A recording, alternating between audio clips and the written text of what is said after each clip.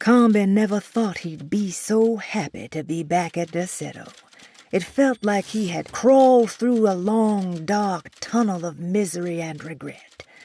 Now that he was back, Comby could look into the steps mentioned in the contract. But there was one thing that gnawed on him. What exactly did this have to do with Dr. Gray?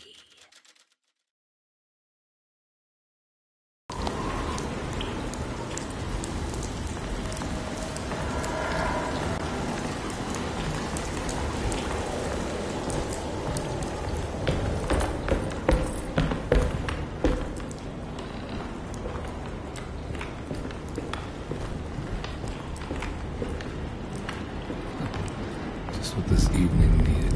Some ambiance.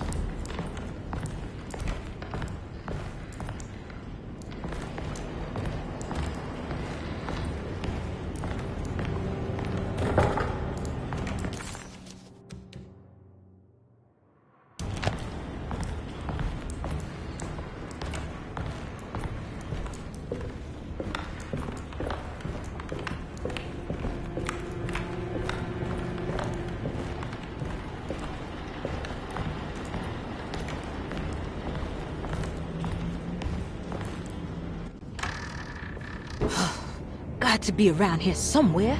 He wouldn't leave this house. I don't know what to think anymore. You run into that detective fella? Who is he? Can he be trusted?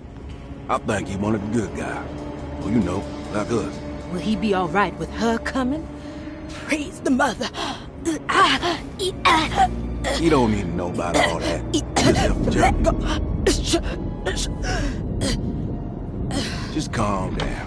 It ain't time yet. God, it hurts. As far as I can tell, Detective Comby seems to be solving problems, not causing them. Just be ready in case he starts anything.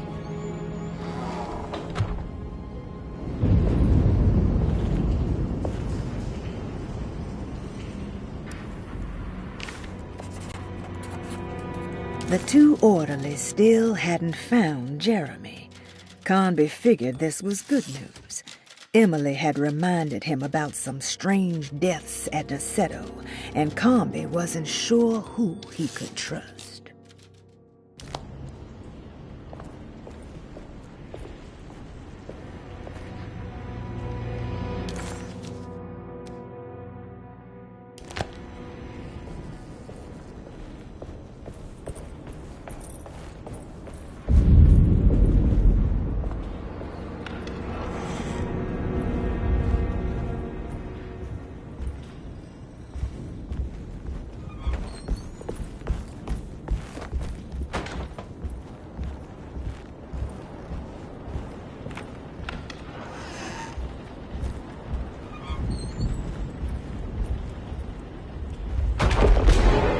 Christ, what the hell was that?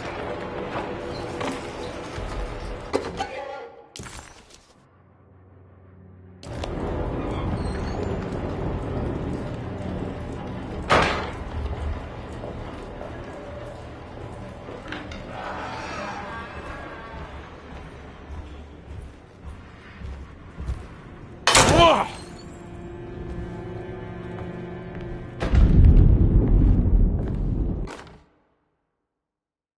We must have faith that Jeremy's pact with the Dark Man is a bluff. If we are lucky, our visitors will find him and prove it's all nonsense before night falls. What is true is our attempt to call on her. Too many things have happened for this evening to be in vain. Think of Jack and Cassandra, even Perosi, whose circumstances I can't understand. Grace is our goat without horns. She knows it and will play the role. You must talk to your brother, Batiste.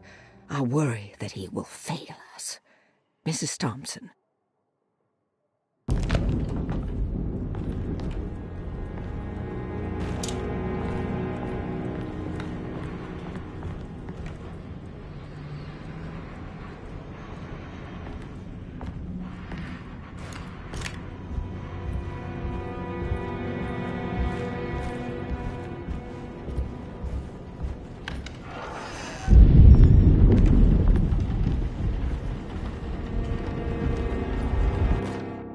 Lunacy and the Astarte Artist Colony, a monograph by Yael Klein. In early 1909, the old Derceto plantation outside of New Orleans was turned into an artist's colony.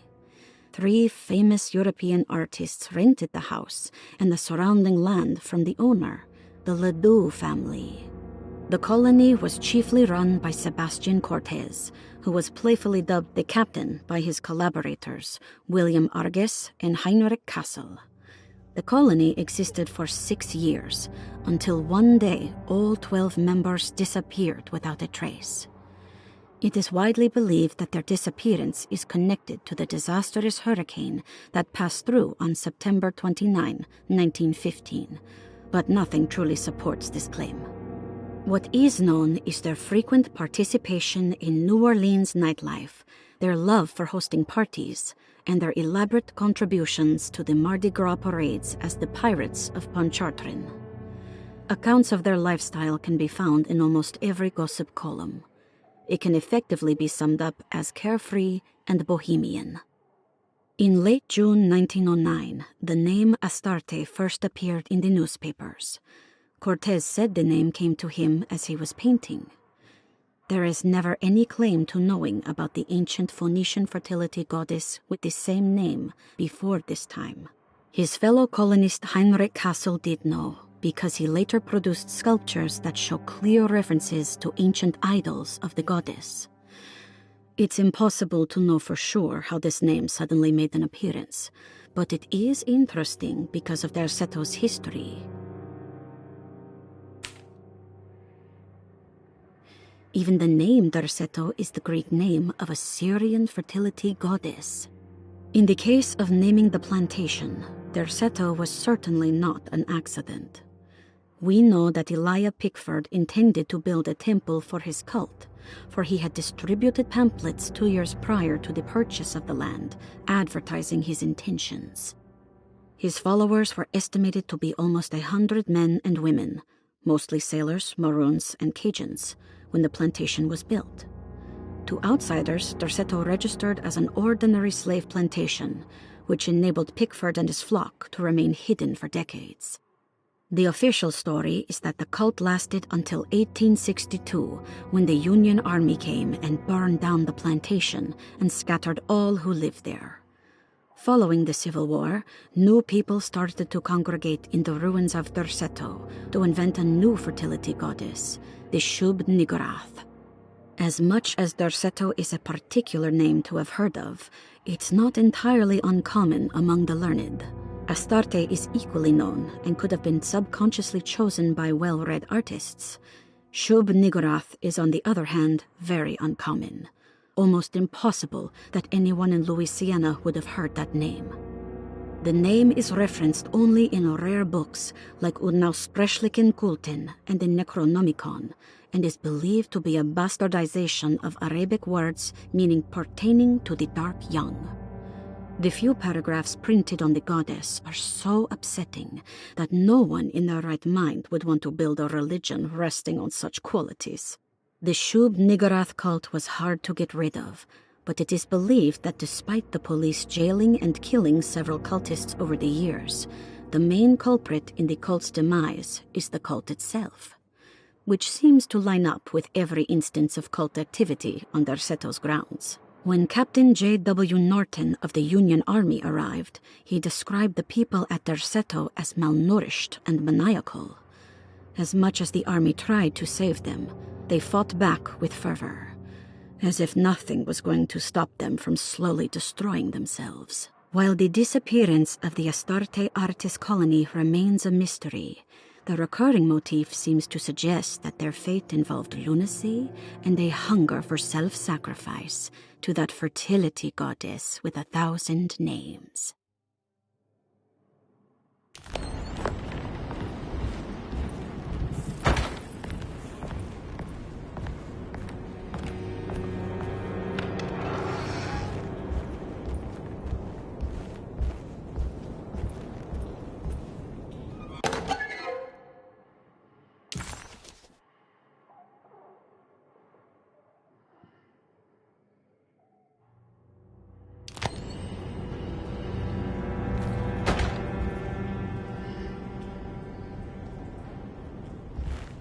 Doctor says Jeremy's on his side.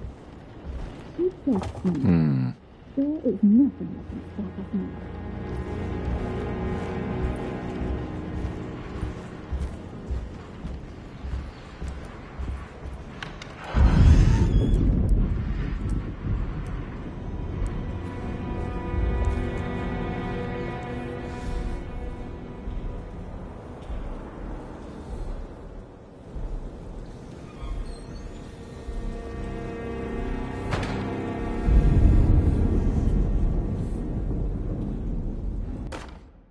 Mrs. Thompson, I understand the last week has been busy.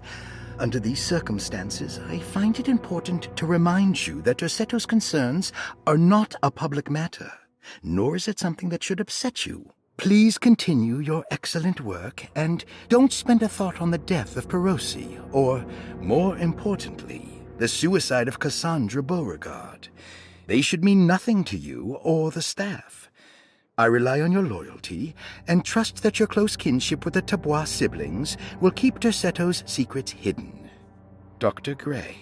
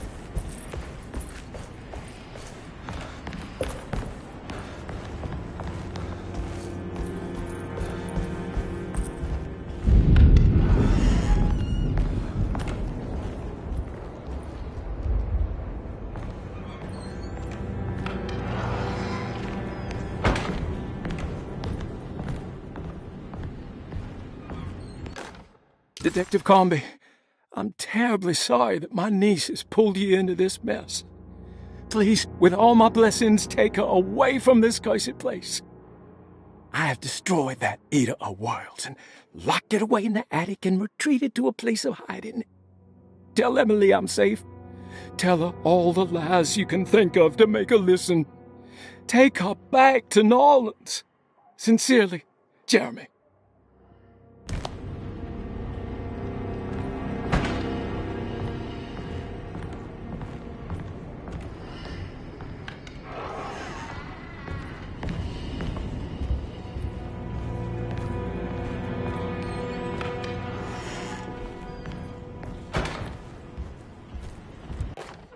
Brother, I need you to trust me. This is the most important moment in our family's history. I know you have doubts and that the terrible Mama Loa told you lies. I would never betray you. I promise. Lottie.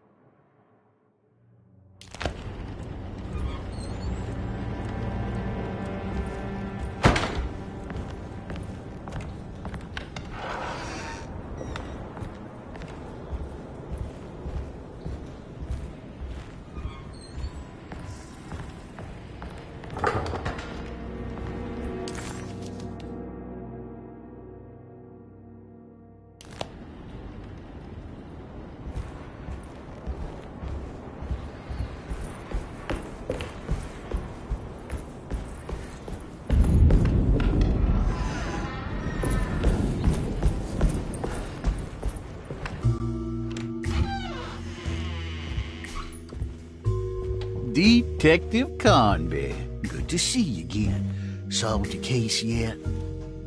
I'm trying. Hey, Grace, you okay? Oh, she is just peachy, Detective. Are you looking forward to the Feast of St. John, Grace? I can't wait.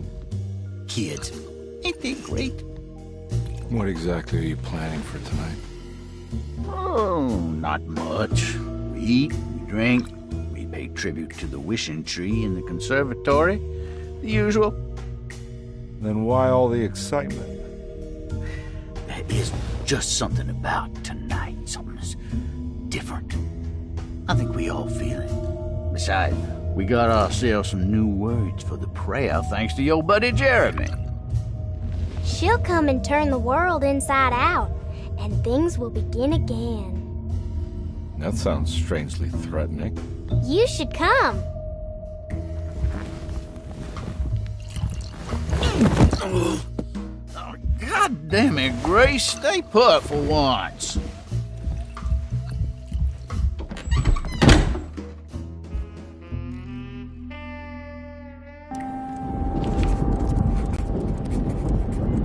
McCarthy was a deadbeat. His mere presence annoyed Conby. It was like watching the worst version of himself mock him by simply being worthless. While Conby enjoyed watching the child outplay the drunkard, there was something terrifyingly familiar about Grace. It was taunting him, like he was supposed to remember, but couldn't.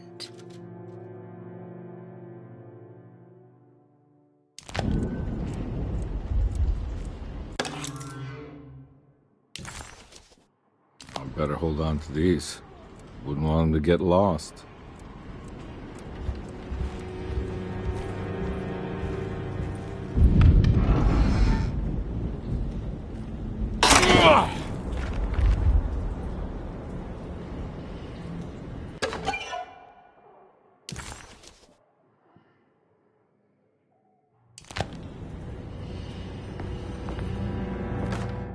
Jeremy knew that the only one who could help him now was the guest in room number 3. The room seemed to have been empty for so long. But that wasn't allowed to be true. The story needed to be different. To include something from the outside, he would bring the guest back to room 3 and show them what was in that safe. 913. But those were not the right numbers. That was the combination for the safe in the clerk's office.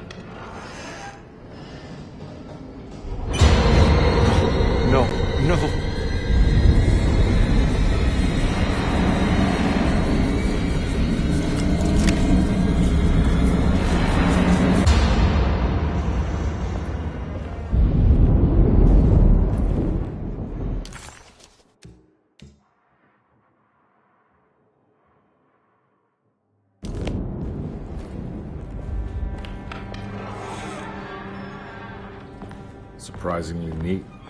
Maybe I've been selling that old barfly short.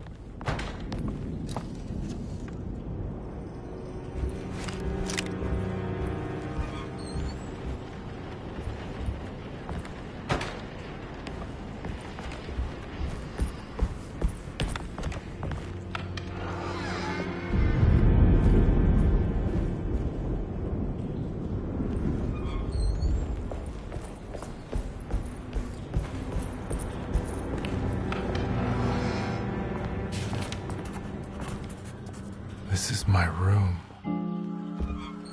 I belong here.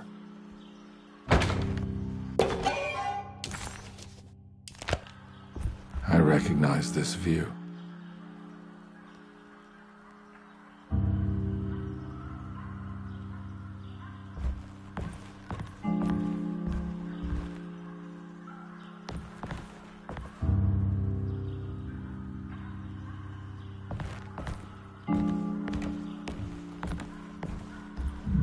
I know the combination. I carry it with me.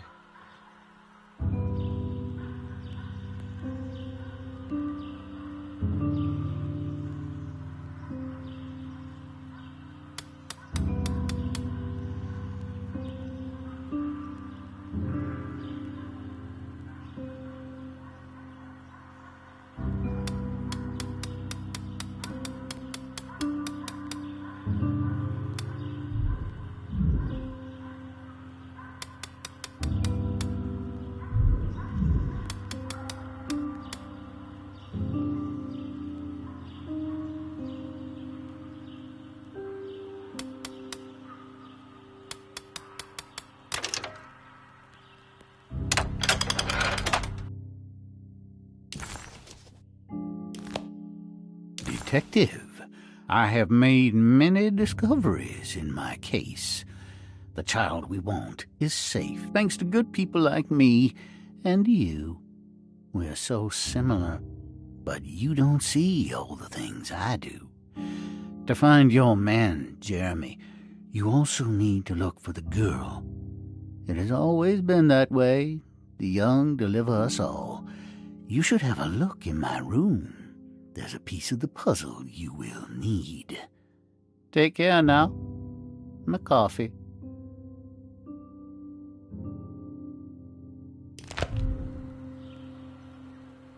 How long have I been here?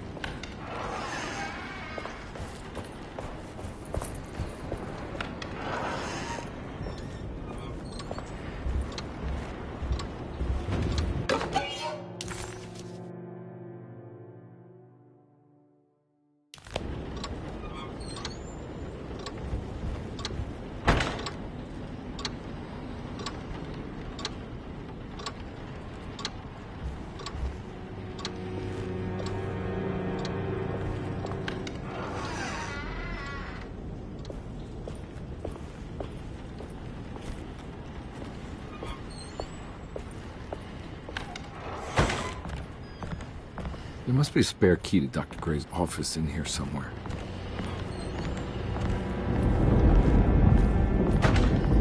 I don't have the combination for this. But maybe Jeremy did.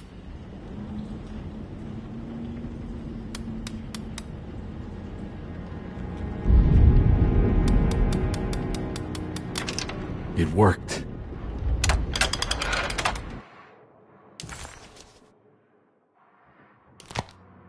The last guest in the empty room suffered from severe maladaptation. I must write this down, because if I understand the condition sufficiently, it could make me deny this fact at a later date, and there is reason for me to think I may come to suffer the consequences from this dysfunction, as some who came in contact with the guest seemed to adopt a new worldview in which everything was predetermined but broken. Upon accepting this worldview, some memories became unmanageable and later rejected. I do not know what this means. I cannot even remember the fate of the guest. I think they were simply misplaced one day and forgotten.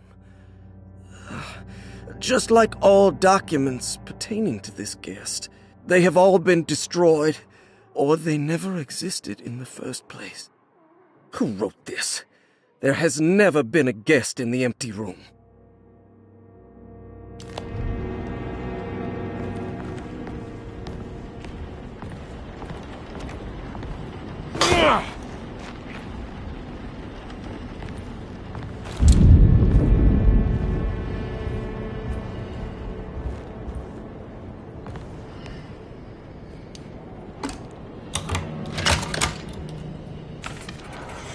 The empty room always felt familiar. It had a mild fragrance of crushed leaves and wet sand that somehow convinced visitors that they belonged. It wasn't real, of course, but it was more real than many other things you could find. Dr. Gray was somehow mixed up in this business with the Dark Man, Detective Conby decided. He had to be. Either Dr. Gray was using the idea of the Dark Man to manipulate and torture Jeremy, or the Dark Man was an actual powerful being.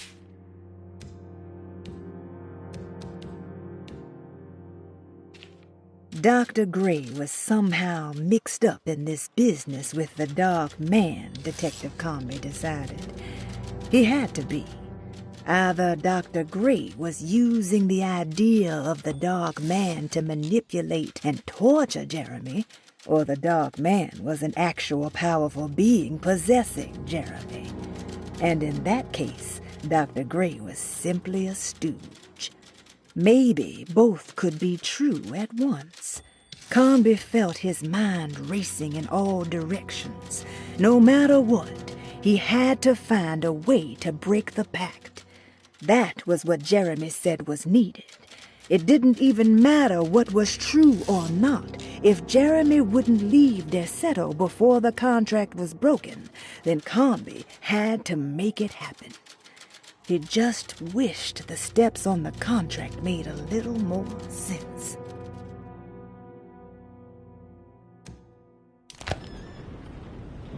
Dr. Gray's office, all to myself. Let's see if we can figure this guy out. I have finished tidying up Miss Beauregard's belongings. I will leave it to you to contact her agent and have them collect her things.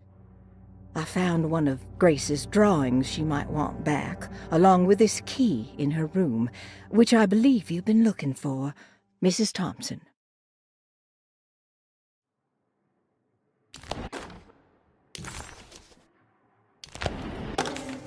This is where McCarthy has hidden my favorite young.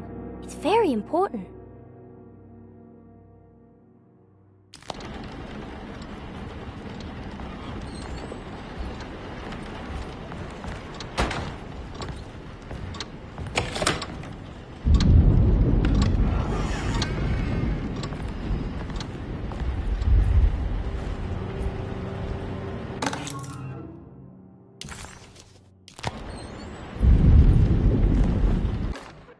Dearest Dr. Manzetti, I find myself in a losing battle with my patient.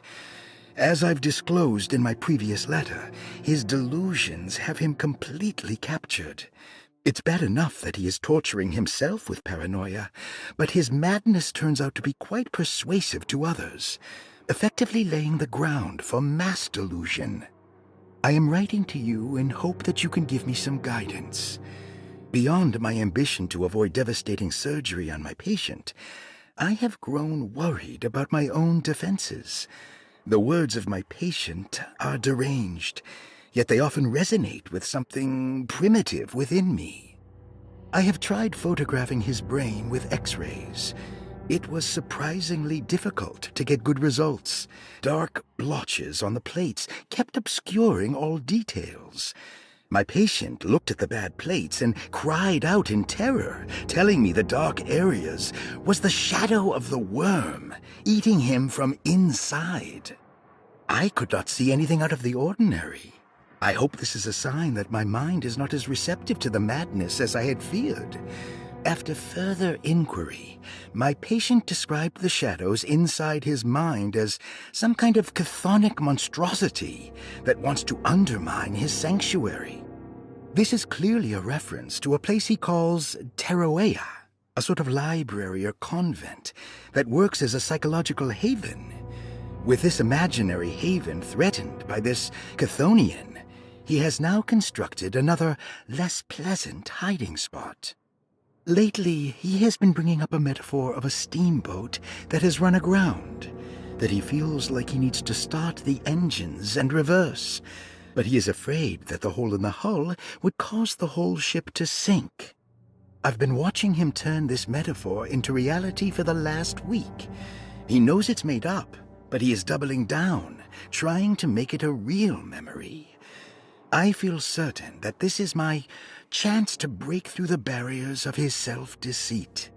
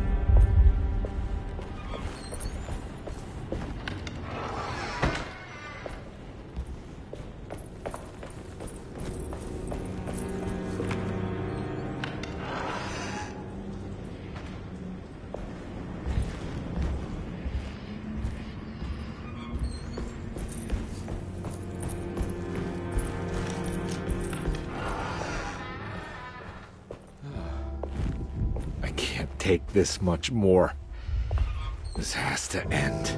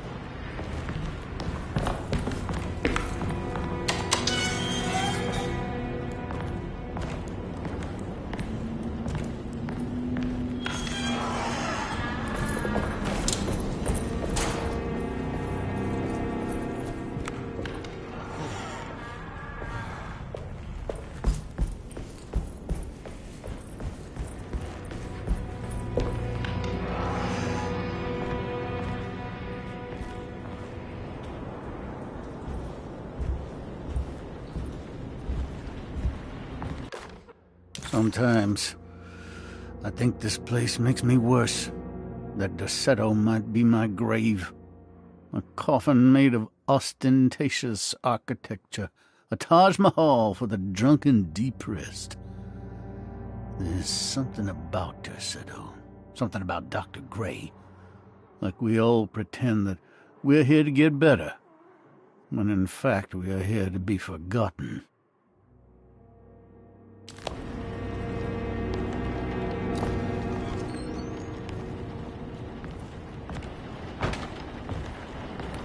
Looks like McCarthy has something hidden inside.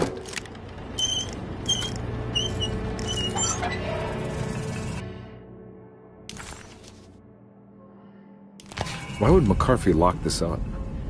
Was he trying to keep Grace from completing the shape? If so, couldn't she have just made another drawing?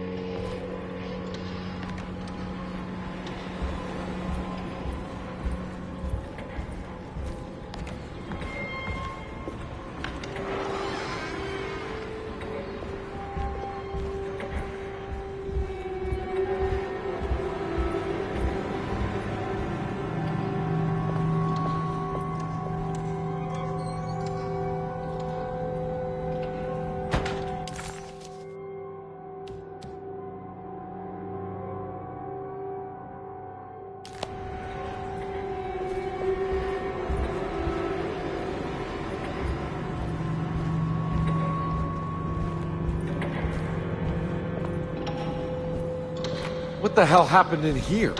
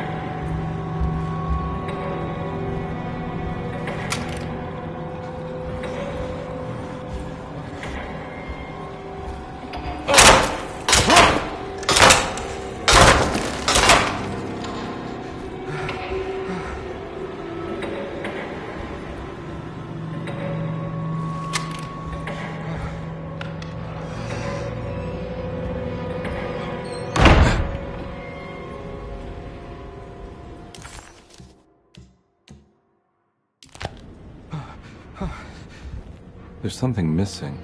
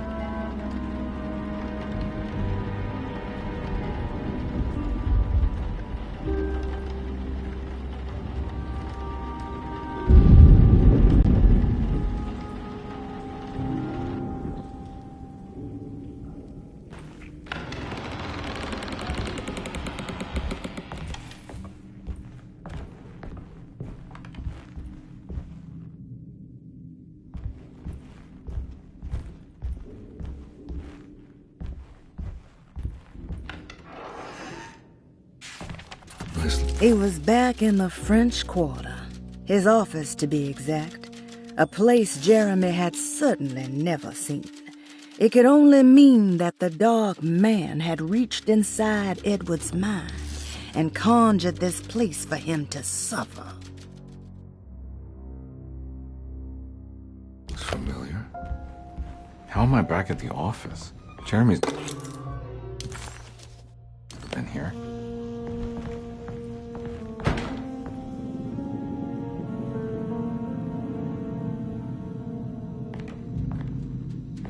That's me, isn't it?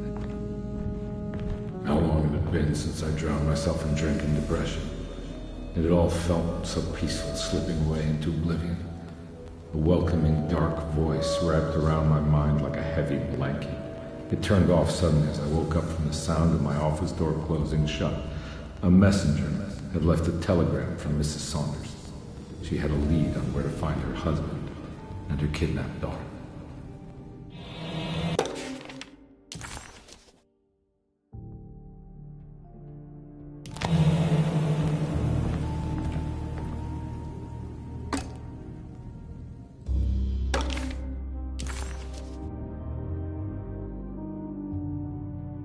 God, I used to drink so much back then.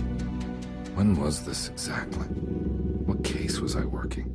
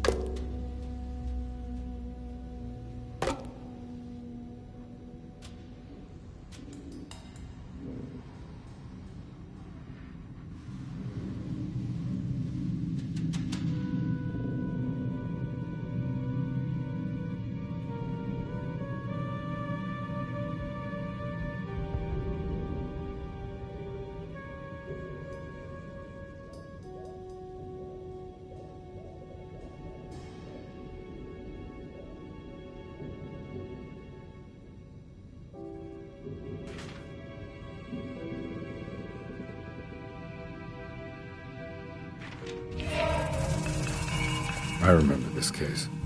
Some kid got taken by her father, headed out of state, but he had made a mistake by selling a painting that his wife actually cared about to a collector named Thornhill to fund his venture. That's how I tracked him down. At least I think so. Carnby vaguely remembered the case of the missing child. She was kidnapped by her estranged father.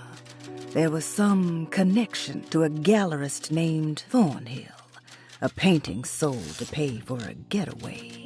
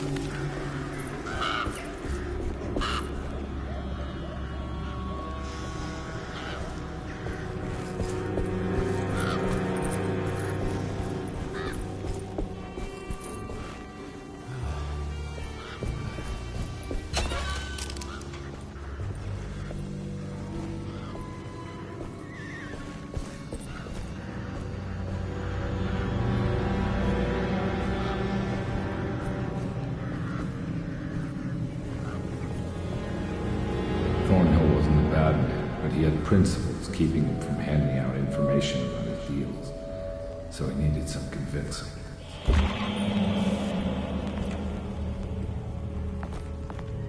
Well, every case can't be squeaky clean.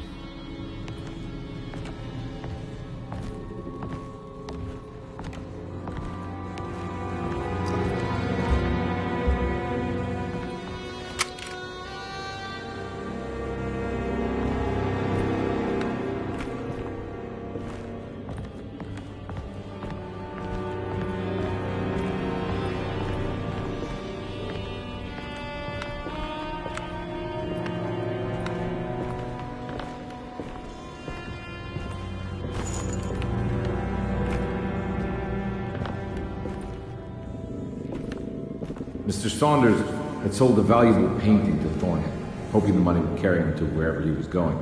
The painting, now leaning on an easel in Thornhill's bedroom, had a certain mesmerizing gloom that seemed to call out to me, telling me I was needed for something important. I felt myself falling into the painting, only being brought back by Thornhill, thrusting an address to a Hotel St. George into my hand and asking me to get the hell out.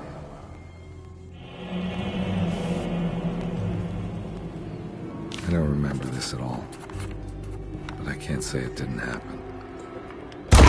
The kidnapper had sold a painting to Thornhill, the collector, to pay for a car and enough gas to get out of Louisiana. Detective Carnby was suddenly reminded of shaking him down to find out where the kidnapper was hiding. St. George's Hotel by the park.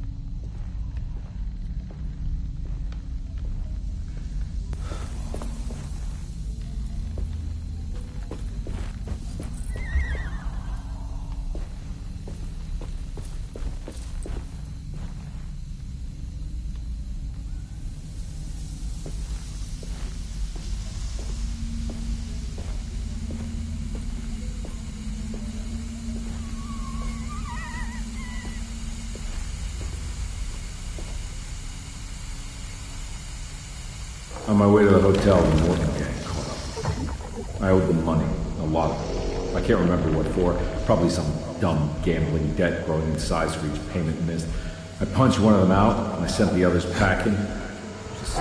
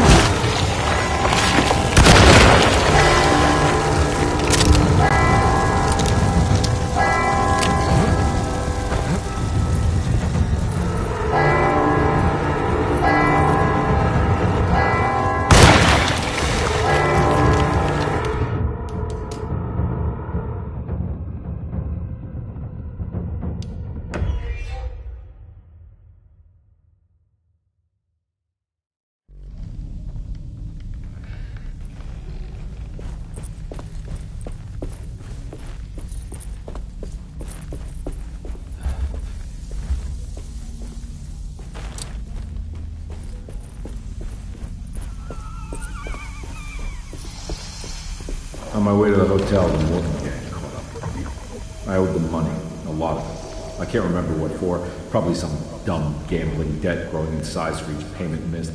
I punched one of them out, and I sent the others packing. Just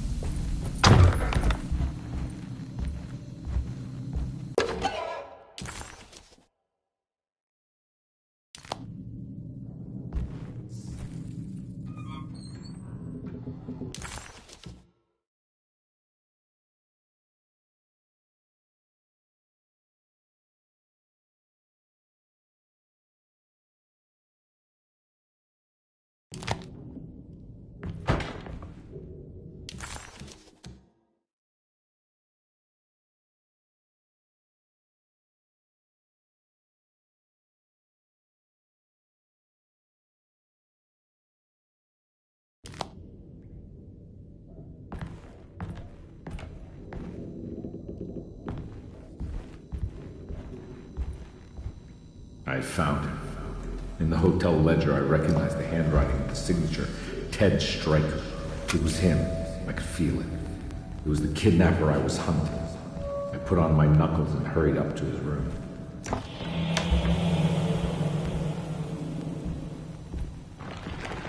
Something about that name, Ted Stryker, rings a bell. Feels vaguely familiar.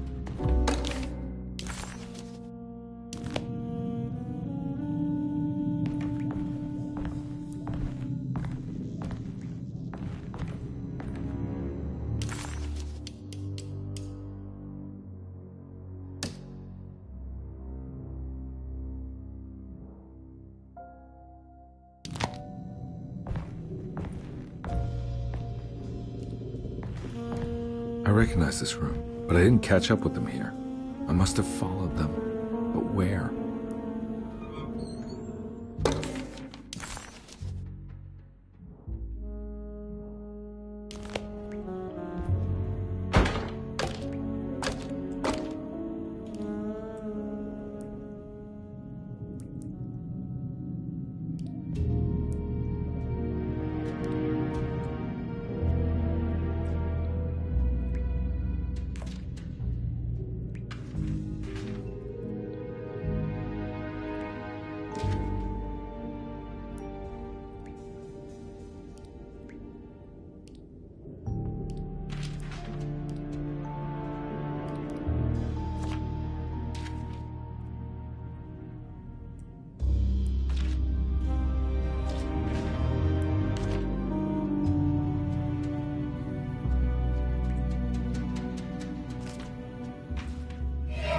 That's right, he was running away, ditching his old life and marriage in New Orleans to find something better in Tallahassee.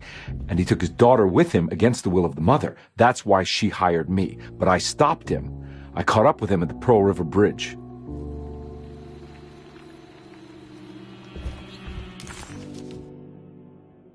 The kidnapper had sold a painting to Thornhill, the collector, to pay for a car and enough gas to get out of Louisiana. Detective Comby was suddenly reminded of shaking him down to find out where the kidnapper was hiding. St. George's Hotel by the park.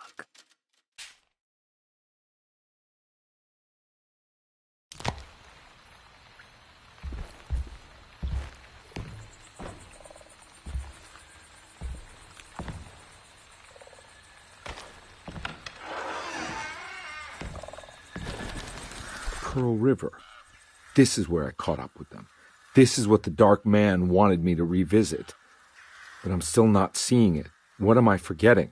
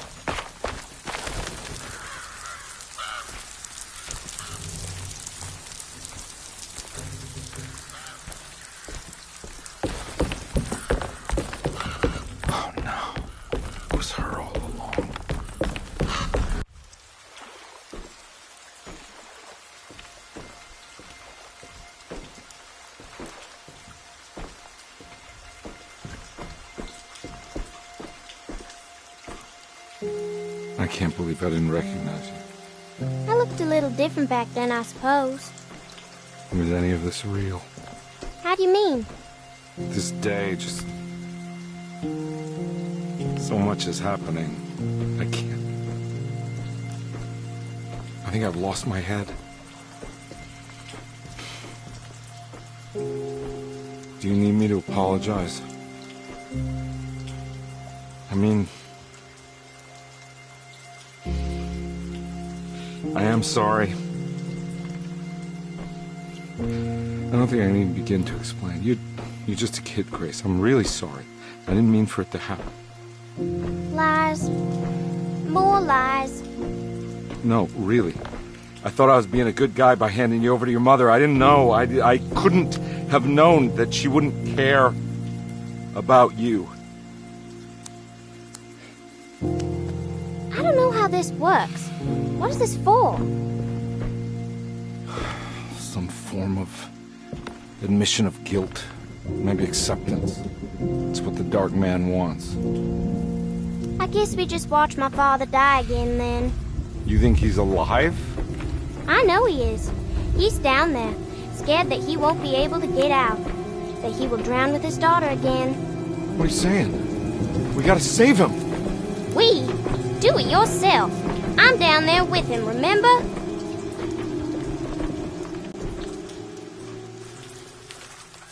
Comby had run their car off the bridge.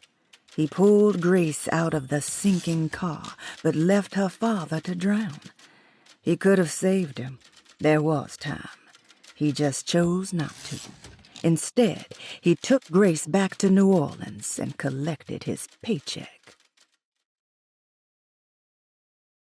I really saved them. This all happened so long ago. I have to find a way to get down there. I have to see it with my own eyes. There was a boat at the house where I entered. If I can raise the bridge, I should be able to get to the car.